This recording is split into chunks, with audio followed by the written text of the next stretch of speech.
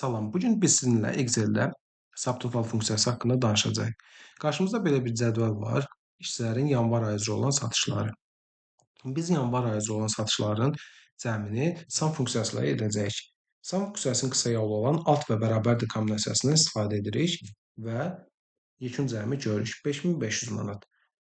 Düşünək ki, biz bu cədvələ filtr tətbiq edirik və yalnız Aysel Rzayeva və Elçin Məmmədovun yanvar ayı üzrə olan satışlarının cəmini görmək istəyirik. Filtri tətbiq etdikdən sonra Elçin Məmmədovun və Aysel Zeyevanın yanvar ayı üzrə olan satışlarını görə bilsək də, onların cəmini görə bilmirik. Növbəti biz məsəl üçün Elçin Məmmədovun yanvar ayı üzrə olan satışlarını gizliyə qoymaq istəyirik, yəni bağlamaq istəyirik.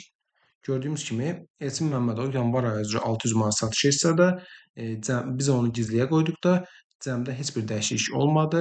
Yəni yanvar ayında olan 600 manatı 5500-dən çıxmadı. Biz bunun üçün subtotal funksiyasını istifadə edəcəyik.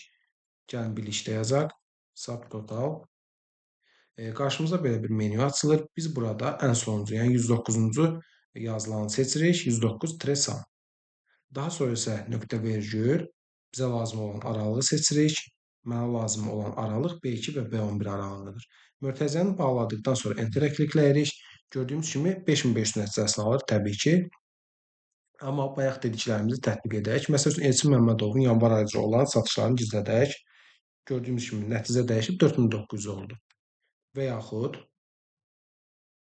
biz filtr tətbiq edək. Məsəl üçün, mən Aysel Rzayeva, Elçin Məmmədov, Günel Abbasova bu işçilərin yanvar ayı üzrə olan satışlarının cəmini görmək istəyirəm. Gördüyümüz kimi filtr tətbiq etdikdə belə satışların cəmini göstərə bilir. 1200.